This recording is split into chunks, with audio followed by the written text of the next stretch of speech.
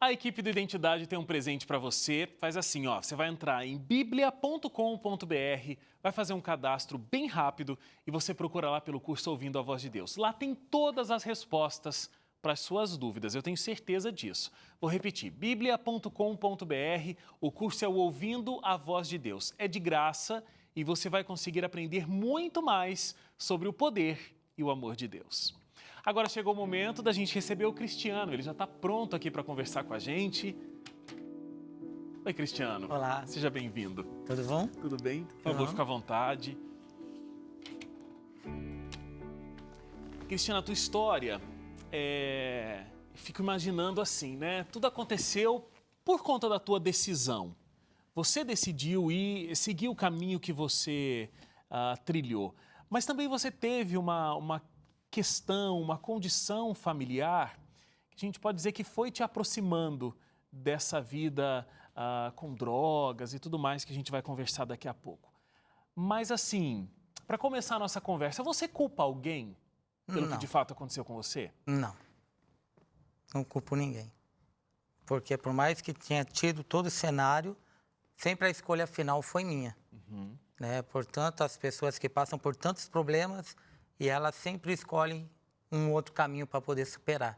Né? Eu, na época, eu acho que eu não tive força para escolher um outro caminho para poder estar superando os problemas que eu estava passando na época.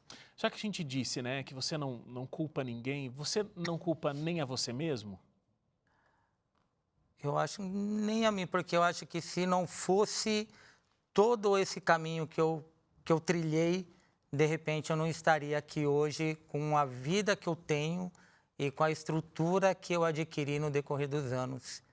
Então, eu acho que as escolhas, por mais que eu tenha tido errada ou certa, eu não posso chegar agora a me arrepender porque já foi feito.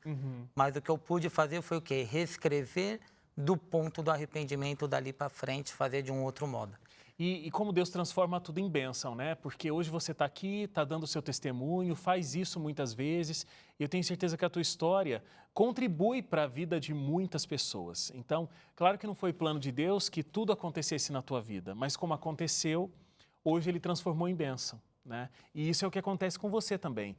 De repente, aconteceu algo na tua vida no passado, ou está acontecendo algo hoje na tua vida, que de repente não foi plano de Deus, não seria a vontade de Deus para a tua vida, mas Deus transformou em bênção ou vai transformar em bênção aquilo que acontece na sua vida hoje.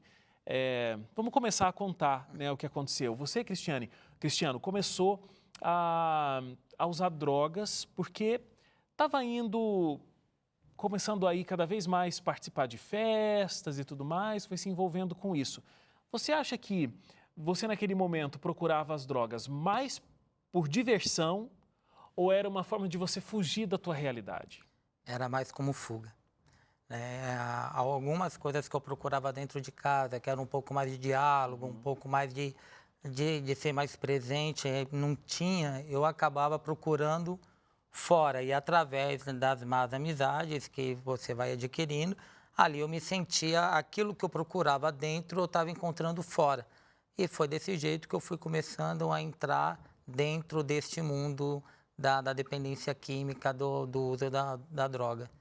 O que exatamente acontecia? Como era o teu contexto familiar na época? Olha, a minha mãe, em questão de educação, de procurar dar o nosso melhor, ela sempre foi muito dedicada, ela sempre procurou fazer e ela sempre fez o melhor dela para a gente. Mas o problema era quando tinha a relação com o meu padrasto, que era um pouquinho mais conturbada, né? Então, tinha períodos dentro de casa que a gente ficava no quarto, não podia estar ali na sala quando ele estava, por causa dos amigos. Então, isso a gente ficava muito enfornado dentro do quarto, né? E quando eu saía para a rua, eu vi uma oportunidade de abraçar o mundo. Então, as pessoas que davam atenção, que conversavam, isso foi sendo para mim cativante e estava chegando no período que eu estava mais fora de casa do que dentro de casa. Né? Então, o contexto maior foi mais ou menos isso, com o meu padrasto, o modo de como ele lidava com a minha mãe, que eu não concordava com algumas coisas, e isso foi meio que atribuindo, porque eu tinha um problema que eu guardava muito para mim, eu não expunha aquilo que eu sentia. E isso fazia muito mal para mim. Então, em vez de eu transvasar, discutir, poder falar aquilo que eu sentia, eu era retraído. E eu retraído, eu não tinha para quem soltar. Claro. E aí eu procurava algum meio de fuga para poder tentar, pelo menos em algum momento, me livrar daquilo que estava dentro de mim. Ô, Cristiano, e você foi expulso de casa, né? Por conta das drogas, inclusive. Isso. Você, por diversas vezes, tentou parar de usar. Você ficou internado em clínicas de recuperação para dependência química. Qual é o sentimento de quem luta contra as drogas e muitas vezes não consegue a vitória nessa luta? Olha, eu comecei desde 92. Eu fui parar definitivamente em 2010. Eu tive 2 famílias destruídas por causa da droga. 2 famílias? 2 famílias. Eu tenho uma que a consequência maior foi eu não ver a criação do meu filho. Hoje ele tem 18 anos, eu não consegui ver o crescimento dele. A mãe dele bloqueou de eu ver e depois que o menino atingiu com seus 12, 13 anos, ele também não queria me ver. E o único contato que eu tinha era com a tia dele que fazia o link, porque a mãe do menino também não queria contato comigo. E tem o da minha filha, que tem 15 anos, que foi um tempo maior que eu tive casado. O primeiro nem tanto, não deu 2 anos de casamento. O segundo deu quase 10. E nesse eu tive aqueles momentos de pico para cima, para baixo, quando parecia que estava bem, voltava a recair. Mas o problema maior de tudo isso é que eu não sabia aonde que era o ponto que fazia o gatilho de eu voltar a usar as drogas. Né? E isso é o grande problema, porque não é o parar. O parar é fácil, você fica dentro de uma clínica, você fica confinado, passa um tempo. Mas o problema é quando você está fora, ao lidar de novo com seus problemas, ao lidar com as suas frustrações.